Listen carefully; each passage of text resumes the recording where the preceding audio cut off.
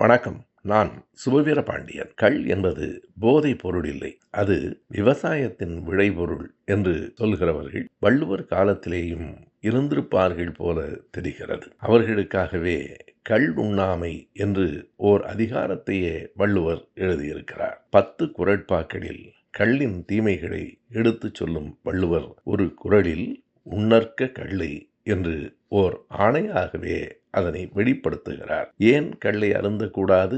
அதற்கான காரணத்தையும் அவரே இன்னொரு குறளில் மிக எளிமையாக எடுத்துச் சொல்லுகிறார். கள்ளென்னும் பேணா பெருங்குற்றம் என்கிறார். கள் அருந்துவது என்பது சாதாரணமானதல்ல, அது குற்றம், பெருங்குற்றம். எப்படிப்பட்ட பெருங்குற்றம் என்றால் பேணா பெருங்குற்றம், வெறுக்கத்தக்க பெரிய குற்றம் என்று கள் அருந்துதலை வள்ளுவர் சொல்லுகிறார். அது மட்டுமில்லை, கள் அருந்துதல் என்பது நஞ்சை அருந்துதலுக்கு சமம். எஞ்ஞான்றும் நஞ்சுண்பார் கள்ளுண்பவர் என்று இன்னொரு குறளில் அதற்கு அழுத்தமும் தருகிறார். இன்றைக்கு நேற்றைக்கு அல்ல, எப்போது எந்த காலத்தில் கள் அருந்தினாலும் அது நஞ்சை அருந்துவதற்கு சமம் என்கிறார் வள்ளுவர். வள்ளுவரை மதிக்கிறவர்கள் கள் உண்ணாமையை மக்களுக்கு எடுத்துச் சொல்ல வேண்டும்.